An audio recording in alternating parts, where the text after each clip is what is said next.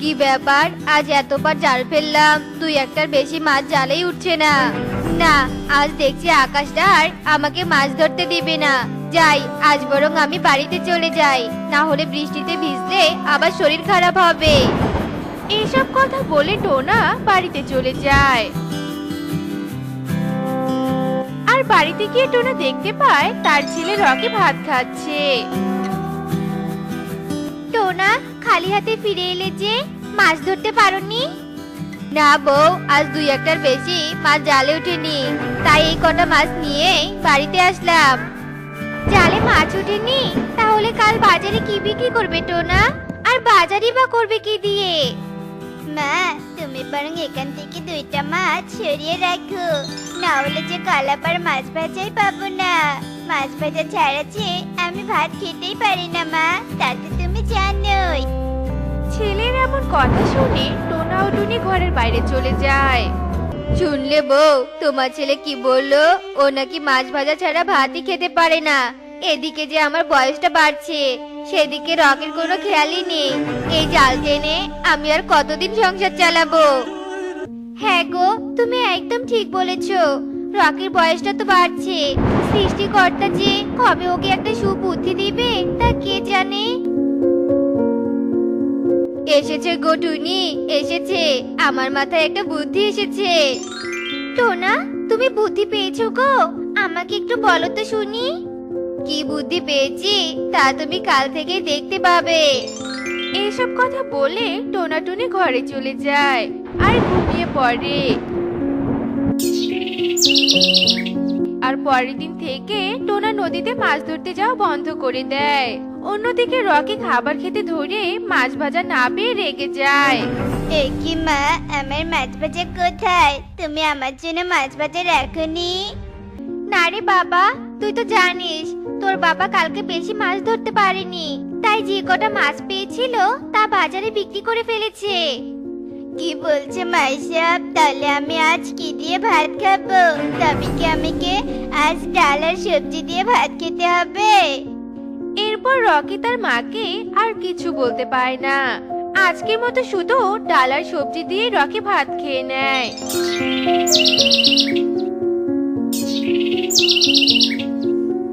কিন্তু পরের দিনও সেই একই ঘটনা ঘটে।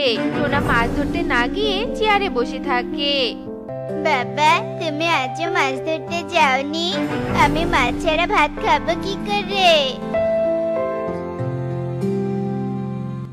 কি মা, আজ আমার সবজি আর ডাল দিয়ে ভাত দিয়েছো, আমার মাছ ভাজা কোথায়?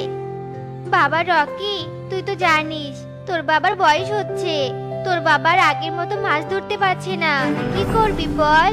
তোকে এবার থেকে মাছ ভাজা ছাড়াই ভাত খেতে হবে, বুঝতে পেরেছিস? রকি এসব কথা মায়ের মুখে শুনে একটু চিন্তায় পড়ে যায় আর ভাবতে থাকে, না, এবার মনে হচ্ছে আমাকে মাছ ধরতে যেতে হবে। এখন থেকে প্রতিদিন আমি নদীতে মাছ ধরতে যাব। মা, আমি যদি নদীতে মাছ ধরতে যাই তাহলে কেমন হবে বলো তো? বাবা তো এখন তেমন মাছও পায় না, তাই আমি মাছ ধরতে যাব। টোনা ও টুনি রকির কথা শুনে অনেক খুশি হয়ে যায়। বাবা রকি, তুই পারবি মাছ ধরতে? কেন পারবো না মা, আমি তো ভাবছি আজ থেকে নদীতে মাছ ধরতে যাব। ঠিক আছে রে বাবা, তবে তোর বাবা জালটা নিয়ে মাছ ধরতে যা।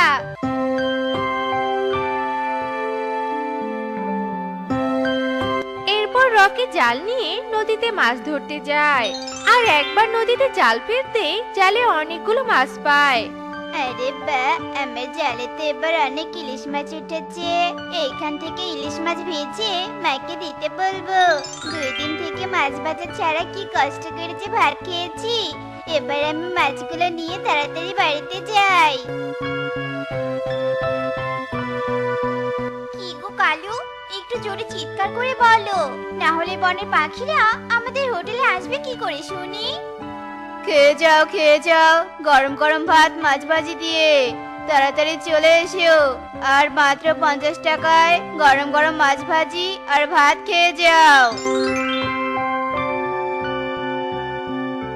মা দেখো, আমি আজ কতগুলো মাছ পেয়েছি, সাথে কয়েকটা ইলিশ মাছও পেয়েছি। মা, তুমি আমাকে এখান থেকে মাছ ভেজে এনে দাও তো। 2 দিন থেকে আমি মাছ ভাজা ছাড়া অনেক কষ্ট করে ভাত খেয়েছি, তাই তুমি আমাকে এক্ষুনি মাছ ভেজে এনে দাও। ঠিক আছে বাবা, আমি এক্ষুনি এনে দিচ্ছি।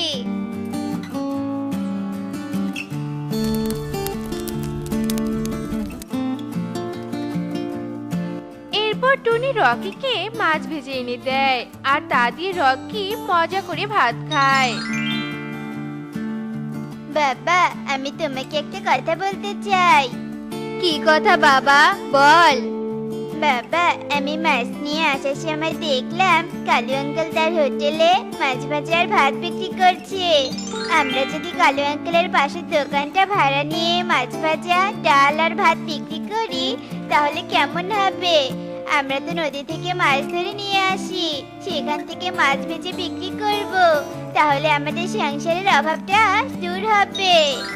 ঠিক আছে রকি, তুই যখন চাইছিস কালু দাদার দোকানটা ভাড়া নিতে, তবে কালু দাদাকে বলে দেখ তার দোকান ভাড়া দেয় কিনা।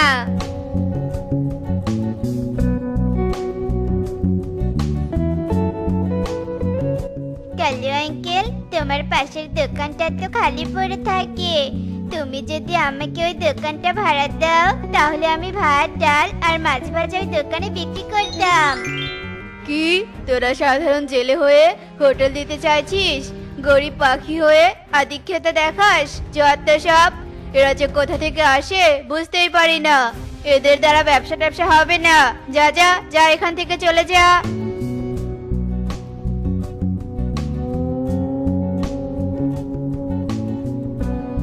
কালু, দেখেছো ওই শয়তান রকি আমাদের হোটেলের পাশে হোটেল দিয়ে আমাদের ব্যবসা বন্ধ করতে চাইছে। হ্যাঁ বউ, তাই তো দেখছি, সেজন্য তো রকিকে এখান থেকে তাড়িয়ে দিলাম। তাড়িয়ে দিয়েছো, বেশ করেছো, ওদের অত ব্যবসা করতে হবে না। কালু ও কাকুলি রকির কথা শুনে অনেক বাজে কথা বলতে থাকে। অন্যদিকে রকি বাড়িতে ফিরে আসে। রকি, কি হয়েছে বাবা? তুই এমন গম্ভীর হয়ে আছিস কেন? কালু দাদার হোটেলে তুই গিয়েছিলি? হ্যাঁ বাবা, আমি কালু আঙ্কেলের কাছে গিয়েছিলাম। কালু আঙ্কেল আমাকে অনেক অপমান করেছে আর ওনার দোকানটাও ভাড়া দেয়নি। ও আচ্ছা, সেজন্য তুই মন খারাপ করে আছিস? চিন্তা করিস না বাবা, দোকান ভাড়া দেয়নি তো কি হয়েছে, তুই ভ্যানে করে খাবার বিক্রি করতে পারবি। টুনির কথা শুনে রকি অনেক খুশি হয়ে যায় আর ভাত, ডাল ও মাছ ভাজা রান্না করে ভ্যানে করে কালু কাকের হোটেলের সামনে নিয়ে যায়। খেয়ে যাও, খেয়ে যাও, ইলিশ ভাজা আর ডাল দিয়ে ভাত খেয়ে যাও, মাত্র 30 টাকা দিয়ে, শুধুমাত্র রকির দোকানে। আরে রকি দেখছি নতুন খাবারের দোকান দিয়েছে, তাও আবার ইলিশ মাছ ভাজা দিয়ে, আর মাত্র 30 টাকা দিয়ে বলছে। ইলিশ মাছ ভাজা 30 টাকা দিয়ে, আর আমরা কিনা কালু দাদার দোকানে পুঁটি মাছ ভাজা খাচ্ছি 50 টাকা দিয়ে। কালু দাদা তো আমাদের দারুণ ঠকাচ্ছে। হ্যাঁ কবুতর, তুই একদম ঠিক বলছিস। চল, আমরা আর কালু দাদার হোটেলের পুঁটি মাছ ভাজা 50 টাকা দিয়ে খাবো না, আজ থেকে আমরা 30 টাকা দিয়ে ইলিশ ভাজা খাবো। এরপর কবুতর ও তোতা কালু কাকের হোটেল থেকে রকির দোকানে যায়। রকি, আমাদের 2 প্লেট ভাত দে তো দেখি ইলিশ ভাজা দিয়ে। আমাদের বাড়িতে আজ এখনো রান্নাই করেনি, আমাদের বড্ড খিদে পেয়েছে। ঠিক আছে কবুতর আঙ্কেল, আমি তোমাদেরকে এক্ষুনি ইলিশ মাছ ভাজা দিয়ে ভাত দিচ্ছি।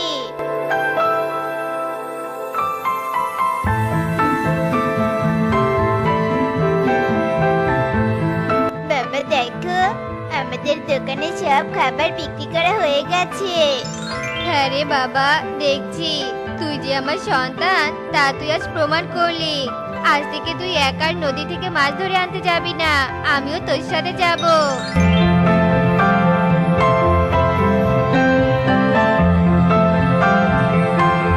বাবা রকি, তোর জন্য আমাদের সংসারে সব অভাব দূর হয়ে যাচ্ছে। আমরা অনেক ভাগ্য করে তোর মতো একটা সন্তান পেয়েছি। রকির দোকানে প্রতিদিন অনেক খাবার বিক্রি হতো আর তা দেখে বনের পাখিরা রকির সুনাম করতে থাকে আর রকির পরিবারে সুখের দিন ফিরে আসে। অন্য অন্যদিকে কালু ও কাকুলির হোটেলে খাবারের দাম বেশি হওয়ার কারণে বনের পাখিরা কালু কাকের হোটেলে খাবার খেতে আর আসে না। তাই কালু কাকের পরিবারে অনেক অভাব দেখা দেয়। দূরের এক নদীর পাড়ে হলুদ আর লাল দুটো গোলাপ পাশাপাশি বাস করত। দুটো গোলাপের মধ্যে লাল গোলাপ ছিল খুবই অহংকারী আর জাদু শক্তি সম্পূর্ণ। পাশাপাশি হলুদ গোলাপ ছিল খুবই সাধারণ আর নম্র ভদ্র। লাল গোলাপ সব সময় হলুদ গোলাপকে অপমান করত। একদিন পারুল আর কনক গোলাপ গাছের সামনে আসে। পারুল, ওই দেখ লাল গোলাপের গাছ। বাহ, কি সুন্দর লাল গোলাপটা। আরে ওই দেখ, লাল গোলাপের পাশে হলুদ গোলাপের গাছ আছে। তবে হলুদ গোলাপের থেকে লাল গোলাপটা অনেক সুন্দর। বার চল আমরা লাল গোলাপের কাছে যাই আর লাল গোলাপের সাথে বন্ধুত্ব করি। হ্যাঁ হ্যাঁ, চল চল। এরপর কনক আর পারুল লাল গোলাপের সামনে আসে। লাল গোলাপ, ও লাল গোলাপ, তুমি আমাদের সাথে বন্ধুত্ব করবে? হ্যাঁ হ্যাঁ, অবশ্যই বন্ধুত্ব করব। তোমরাও সুন্দর আর আমিও সুন্দর। কি সুন্দর সুগন্ধ তোমার, একদম প্রাণটা জড়িয়ে গেল জানো। আমরা এখন রোজ তোমার কাছে আসবো। এরপর কনক আর পারুল লাল গোলাপের সঙ্গে কথা বলে চলে যায়। আর লাল গোলাপ হলুদ গোলাপকে বলতে থাকে, দেখেছিস আমার কত বন্ধু, তোর কাছে তো এখনো কোনো পাখি আসলো না বন্ধুত্ব করার জন্য। তুই যে কুৎসিত ফুল, এটাই তার প্রমাণ রে। আমার সুগন্ধে পাখিরা আমার কাছে আসে, আর তোর যা দুর্গন্ধ, ছি, আমার যে বমি পায়। এমন অহংকার ভালো নয় বন্ধু। তুমিও ফুল, আমিও ফুল, আমাদের সুগন্ধ একই। দেখবি তোমার মতো আমারও বন্ধু হবে। খবরদার, আমাকে একদম বন্ধু বলবি না, আর আমাকে কখনো নীতিবাক্য শোনাবি না তোর কুৎসিত কোথাকার। এভাবে লাল গোলাপ হলুদ গোলাপকে অপমান করতেই থাকে।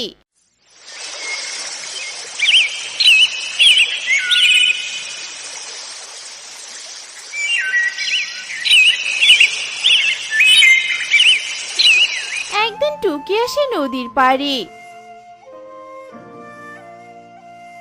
এরপর টুকি হলুদ গোলাপকে দেখে হলুদ গোলাপের সামনে যায় আর বলতে থাকে, আরে বাহ, কি সুন্দর হলুদ গোলাপ। এই গোলাপ, তুমি আমার সাথে বন্ধুত্ব করবে?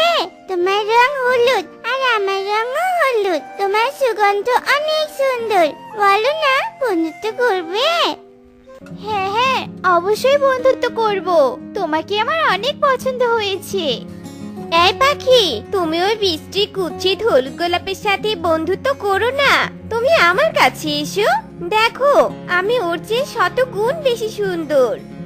তুমি আমার বন্ধু হতে চাও?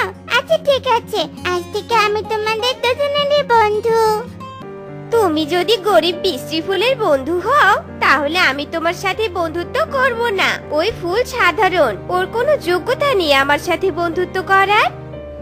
লাল ফুল, তুমি অনেক অহংকারী। কথায় কথায় আমার বন্ধুকে অপমান করছো। তুমি আমার বন্ধু হতেই পারবে না। তুমি জানো না অহংকার পতনের মূল? হলুদ গোলাপের পক্ষ হয়ে আমাকেই জ্ঞান দেয়া? তুই যখন আমার বন্ধুই হবি না, তখন দেখ আমি তোর সাথে কি করি। টুকি, এদিকে একটু এসো। দেখো একটা কাঁটা আমার গায়ে আঘাত করছে, আমাকে সাহায্য করো। দাঁড়াও, আমি আসছি। এরপর টুকি লাল গোলাপের কাছে যায় আর লাল গোলাপ জাদু করে কাঁটাযুক্ত একটা ডাল দিয়ে টুকিকে আঘাত করে। এতে কি করে তুমি? লাল গোলাপ, তুমি অনেক খারাপ। আমার পাকে থেকে রক্ত বের হচ্ছে। টুকি বন্ধু, এদিকে এসো। ওই গোলাপ জাদু শক্তি জানে, তুমি আর কখনো ওর কাছে যেও না। এরপর টুকি হলুদ গোলাপের কাছে আসে। বন্ধু, আমি আসি এবার, কাল আবার আসবো। টুকি ওখান থেকে চলে যায়।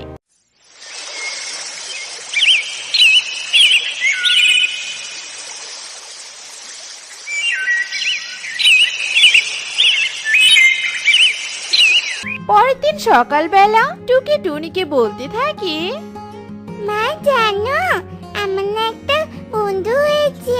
আমার বন্ধুর নাম হলুদ গোলাপ।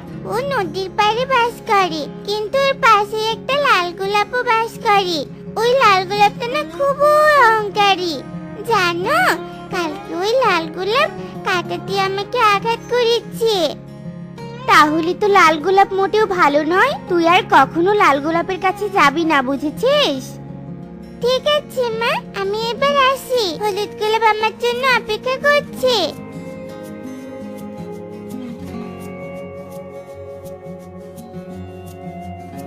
জানো হলুদ গোলাপ, তোমার সুগন্ধ না নিলে আমার পেটে খাবার হজমই হয় না।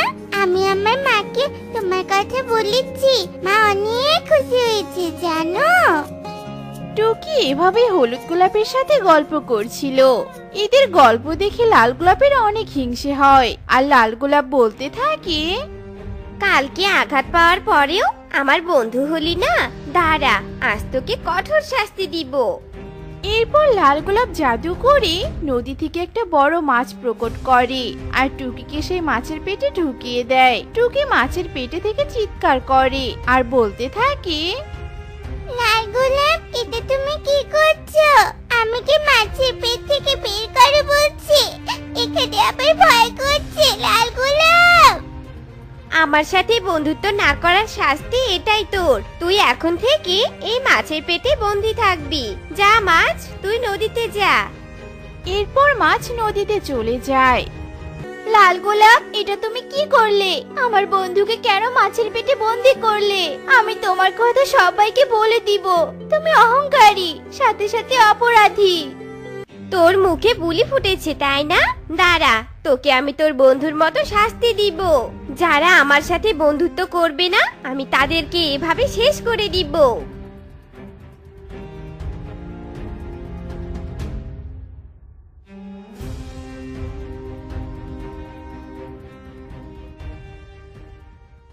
অন্যদিকে টুকি বাড়িতে না যাওয়ায় টুনি অনেক চিন্তা করে। টুনি পুরো বনে টুকিকে খোঁজে আর কাঁদতে থাকে। টুকি মা, কোথায় তুই? পুরো বনের কোথাও তোকে খুঁজে পেলাম না। টুকি তো আমাকে গোলাপ ফুলের কথা বলেছিল। না না, আর দেরি করা যাবে না, এক্ষুনি নদীর পাড়ে যেতে হবে। লাল গোলাপ, তোমার পাশে নাকি একটা হলুদ গোলাপ ছিল। সেই হলুদ গোলাপটা কোথায় গো? আর তুমি কি আমার মেয়েকে দেখেছো? টুকি নাম আমার মেয়ের। হ্যাঁ দেখেছি, ওই হলুদ গোলাপ তোমার মেয়েকে নিয়ে এখান থেকে উধাও হয়ে গেছে। আমি অনেক আটকানোর চেষ্টা করেছিলাম জানো, কিন্তু পারিনি। লাল গোলাপের কথা শুনে টুনি অনেক কান্না করে। ঠিক তখনই ওখানে একটা প্রজাপতি আসে আর বলতে থাকে, টুনি মাসি, তুমি এই মিথ্যেবাদী গোলাপের কথা শোনো না। এই গোলাপই তোমার মেয়েকে মাছের পেটে বন্দি করেছে আর হলুদ গোলাপকে পুড়িয়ে মেরেছে। লাল গোলাপ, তুমি খুবই খারাপ। আমার মেয়ে ছাড়া আর কেউ নেই আমার আপন বলতে। দয়া করে আমার মেয়েকে মুক্ত করো, আমি বাঁচবো না ওকে ছাড়া। দূরে গিয়ে মর, আমি ওকে মুক্ত করব না, কখনোই না। তোর মেয়ে আমার সাথে বন্ধুত্ব করেনি জানিস। টুনি মাসি, এই শয়তান গোলাপ কথা শুনবে না। আমি একটা তান্ত্রিকের ঠিকানা জানি, চলো ওই তান্ত্রিকের কাছে। ওই তান্ত্রিকই পারবে টুকিকে মুক্ত করতে আর এই দুষ্ট গোলাপকে শাস্তি দিতে। টুনি আর প্রজাপতি একটা তান্ত্রিকের কাছে যায় আর তান্ত্রিককে সব কথা খুলে বলে। সব শুনে তান্ত্রিক অনেক রেগে যায়। আমি এই বনে থাকতে পাখিদের সাথে এত বড় অন্যায়? নিয়ে চল, আমাকে এক্ষুনি ওই গোলাপের কাছে নিয়ে চল। টুনি আর প্রজাপতি তান্ত্রিককে গোলাপের কাছে নিয়ে আসে। দুষ্টু গোলাপ, আজ তোর শেষ দিন। না না তান্ত্রিক বাবা, আমার কোনো ক্ষতি করো না, আমি এক্ষুনি টুকিকে মুক্ত করছি। তান্ত্রিক লাল গোলাপের কোনো কথা না শুনে জাদু করে লাল গোলাপকে ভস্ম করে দেয়। তান্ত্রিক বাবা, দয়া করে এবার মাছের পেট থেকে আমার মেয়েকে মুক্ত করুন। এরপর তান্ত্রিক জাদু করে মাছের পেট থেকে টুকিকে মুক্ত করে। টুনি টুকিকে জড়িয়ে ধরে কান্না করতে থাকে আর বলতে থাকে, তান্ত্রিক বাবা, আপনাকে অনেক ধন্যবাদ। আপনার জন্য আমি আমার মেয়েকে ফিরে পেয়েছি। প্রজাপতি, চলো আমাদের সাথে চলো। আজ থেকে তুমি আমাদের সাথেই থাকবে। তুমি আমার মেয়ের আসল বন্ধু। এরপর থেকে টুনি টুকি আর প্রজাপতিকে নিয়ে অনেক সুখে দিন কাটাতে থাকে। সেই কখন থেকে খাবার খুঁজছি, কিন্তু এখনো তো কোনো খাবারই পেলাম না। কি যে হবে আজকে। অনেক সুন্দর সিঙ্গারার গন্ধ আসছে। দেখি তো গিয়ে এই বনের গভীরে কে সিঙ্গারা ভাজছে। যজ্ঞ কাক সিঙ্গারার গন্ধের দিকে উঠতে থাকে। কিছুক্ষণ পর যজ্ঞ একটা কলাবাড়ির সামনে এসে দাঁড়ায়। এ কি, এ আমি কি দেখছি? গাছের ডালে কলা বাড়ি। এমন অদ্ভুত বাড়ি তো আমি কখনো দেখিনি। এই কলা বাড়ির ভেতরে কে সিঙ্গারা ভাজছে, দেখি তো উকি দিয়ে। ও বুঝেছি, তার মানে এটা ঈগলের বাড়ি। এই গরম গরম সিঙ্গারা দেখে তো আমার মনের ভেতরে উথাল পাথাল শুরু হয়ে গেল। এই ঈগলের কাছে তো সিঙ্গারা চাইলেও দিবে না, আমি বরং এর বাড়ি থেকে সিঙ্গারা চুরি করে খাবো। হ্যাঁ, কিন্তু কিন্তু আমি চুরি করব কি করে? যজ্ঞ এদিকে ওদিকে তাকাতে থাকে। তারপর আবারও সে একা একা বলতে থাকে, আরে এই ঈগল তো ঘর থেকে নড়ছেই না, তাহলে চুরি করব কি করে? বুঝেছি, একা চুরি করা যাবে না, কিন্তু কে আমার সাথে চুরি করতে রাজি হবে? কে কে পেয়েছি, টুনিকে সাথে নিয়ে আমি চুরি করব। যাই যাই, টুনির বাড়িতে যাই।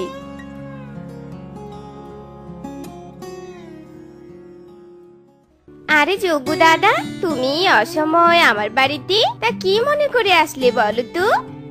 আর বলিস না টুনি বোন, সেই সকাল থেকে খাবার খুঁজছি, কিন্তু কোনো খাবারই পাইনি। ক্ষুধার জ্বালায় আমার পেট পুড়ে যাচ্ছে রে। দাদা, আমিও তো কাল থেকে না খেয়ে আছি জানো। বনে মনে হয় খাবারের সংকট দেখা দিয়েছে। কি যে করব কিছুই বুঝতে পারছি না। চিন্তায় চিন্তায় আমি আরো দুর্বল হয়ে যাচ্ছি। চিন্তা করিস না বোন, আমি খাবারের সন্ধান পেয়েছি। কোথায় দাদা বলো, আর আমাকে নিয়েও চলো। বনের গভীরের গাছের ডালে একটা কলা বাড়ি আছে। ওই কলা বাড়ির ভেতরে ঈগল সিঙ্গারা ভাজছে। চল টুনি, গিয়ে ওই ঈগলের বাড়ি থেকে সিঙ্গারা চুরি করে নিয়ে আসি। চুরি চুরি করা তো মহাপাপ দাদা, আমার দ্বারা ওসব চুরি টুরি হবে না। তাহলে থাক তুই, আমি অন্য পাখিকে নিয়ে যাচ্ছি। না না দাদা, দাঁড়াও, আমি যাব তোমার সাথে চুরি করতে। কিন্তু দাদা, চুরি করবে কি করে যদি ইকো দাদা আমাদের ধরে তখন? শোন, আমি কলাবাড়ির পেছনে লুকিয়ে থাকবো, আর তুই কলাবাড়ির সামনে একটা গাছের পেছনে লুকিয়ে ঈগলকে দেখবি। ঈগল যখন ঘর থেকে বের হবে তখন তুই শীষ দিবি, আর আমি সিঙ্গারা চুরি করে নিয়ে আসবো। ঈগল তখন কিছুই বুঝবে না, আর এদিকে আমাদেরও পেট ভরবে, বুঝেছিস? হ্যাঁ দাদা, বুঝেছি, এবার চলো।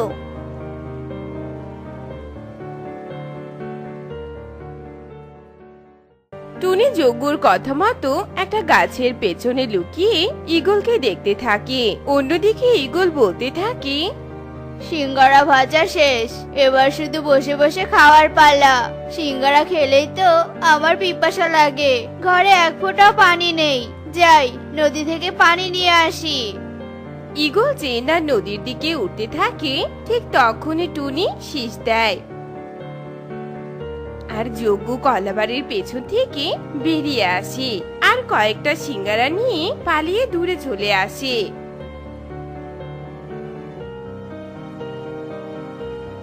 নে টুনি, এটা তোর, এটা খেয়ে বাড়ি চলে যা। দাদা দাদা, এ তোমার কেমন বিচার? তুমি 3টা সিঙ্গারা নিলে আর আমাকে একটা দিলে। আমি একটা নিব না, তুমি সমান সমান ভাগ করো। সমান সমান বললেই হলো? তোর থেকে বেশি পরিশ্রম আমি করেছি, আর বুদ্ধিটাও তো আমার। তুই শুধু শীষ দিয়েছিস, তাতেই সমান সমান। একটা নিলে নে, না নিলে চলে যা। টুনি আর কিছু না বলে সিঙ্গারাটা খেয়ে নেয়।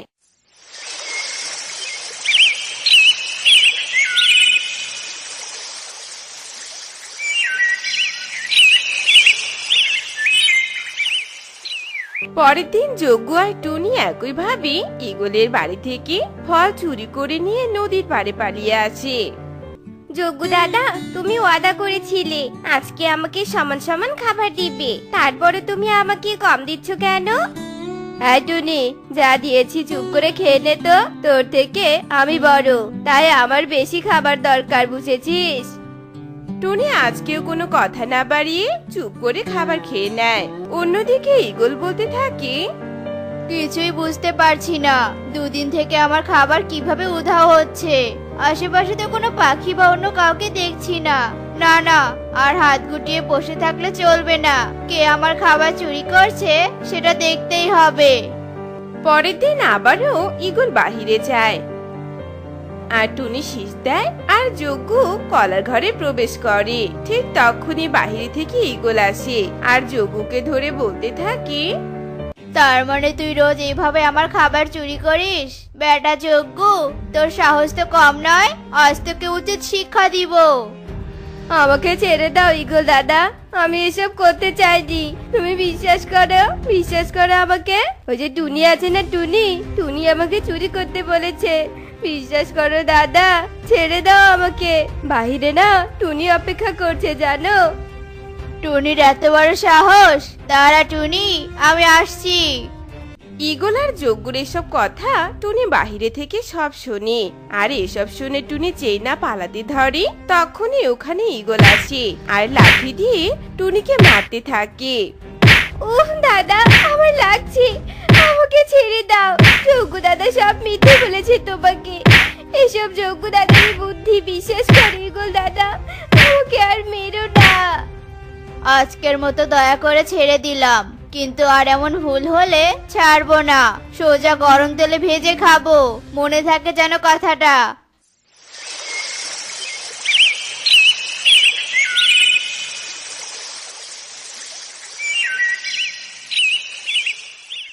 ওরে বাবা রে, শয়তান যজ্ঞ আমাকে বোকা পেয়ে এমন মার খাইয়েছে যে আমি আর নড়তেই পারছি না। পুরো শরীর ব্যথা করছে। ওই শয়তান যজ্ঞকে তো একটা শাস্তি দিতেই হবে। আমার মাথায় বুদ্ধি আছে, এখন শুধু সকাল হওয়ার পালা, তারপর ওকে দেখাবো মজা, আমাকেই মার খাওয়ানো। ওরে বাবা রে। এসব বলে টুনি ঘুমিয়ে পড়ে।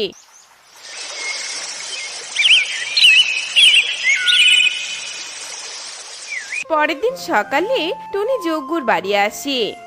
কি ব্যাপার রে টুনি, কালকের মার কেমন লাগলো খেতে? হ্যাঁ, তোর কাকুতি মিনতি শুনে আমার যা হাসি পাচ্ছিল না, এখন তোকে ওটা আমি বলেই বোঝাতে পারবো না, জানিস। হা হা হা। দাদা, এখন এসব রাখো, আমার অনেক ক্ষুধা লেগেছে। চলো দাদা, ঈগলের বাড়িতে খাবার চুরি করতে যাই। আমার ক্ষুধা যে আর সহ্য হচ্ছে না। না বাবা না, আমি আর ঈগলের বাড়িতে চুরি করতে যাব না। ঈগল বলেছে এবার ধরা পড়লে তেলে ভাজে খাবে। আরে দাদা, ভয় পেও না, এবার আর আমরা ধরাই পড়বো না। দেখো, আগের থেকে অনেক সতর্কের সাথে চুরি করব। টুনি রে, তোর কথা শুনে আমার কেমন জানি সন্দেহ সন্দেহ লাগছে রে। তুই আবার আমার উপর প্রতিশোধ নিতে চাইছিস না তো? ছি দাদা, তুমি এসব কি বলছো? তুমি আমার বড়, তোমার উপর আমি কেন প্রতিশোধ নিব বলো তো? আমি কালকে সবকিছু ভুলে গিয়েছি দাদা। এখন চলো, কথা বলে আর দেরি করো না তো, তাড়াতাড়ি চলো। টুনির এসব মন ভোলানো কথায় যজ্ঞ রাজি হয়ে যায়। এরপর ওরা দুজন ঈগলের কলাবাড়ির সামনে আসে আর আগের মতো যজ্ঞ কলাবাড়ির পেছনে লুকিয়ে পড়ে আর টুনি গাছের আড়ালে লুকিয়ে পড়ে। টুনি মনে মনে বলতে থাকে, বেটা যজ্ঞ, আজ তোকে এমন শাস্তি দিব যে তুই সারা জীবন মনে রাখবি। দ্বিতীয়বার আমাকে বোকা বানানোর আগে 100 বার ভাববি তুই। এটাই আসল সময় শীষ বাজানোর। শীষ বাজালেই যজ্ঞ মনে করবে ঈগল বাহিরে গেছে, আর যেই না ভেতরে প্রবেশ করবে অমনি সে শাস্তি পাবে। কি যে ভালো লাগছে, কি যে ভালো লাগছে। এসব ভেবে টুনি শীষ বাজায় আর যজ্ঞ সাথে সাথে ঘরে প্রবেশ করে আর ঈগল যজ্ঞকে ধরে ফেলে। তুই আজকেও আমার খাবার চুরি করতে এসেছিস? শয়তান, আজ এই গরম তেলে মাছ না ভেজে তোকেই ভাজবো আমি। ওরে টুনি, আমাকে বাঁচা, ঈগলের হাত থেকে আমাকে বাঁচা টুনি, ভেসে গেছি রে, ভেসে গেছি। যজ্ঞর এমন চিৎকার টুনি বাহিরে থেকে শুনতে পায় আর টুনি বলতে থাকে, আমি তো ইচ্ছে করে তোমাকে এমন ফাঁদে ফেলেছি, বাঁচাবো কেন তোমাকে? মনে রেখো, আমি ছোট হতে পারি কিন্তু আমার বুদ্ধি অনেক। আমি আমার চুরি করা শাস্তি পেয়েছি, এবার তুমি তোমারটা পাও। এরপর টুনি চলে যায় আর ইগো যজ্ঞকে তেলে ভেজে খেয়ে ফেলে। তো বন্ধুরা, আমরা কখনোই অন্যের ক্ষতি করব না, কেননা ক্ষতি করার শাস্তি আমাদের একদিন না একদিন পেতেই হয়। আর আমাদের আজকের এই গল্পটি তোমাদের কাছে কেমন লেগেছে তা কমেন্টে জানাতে ভুলো না কিন্তু।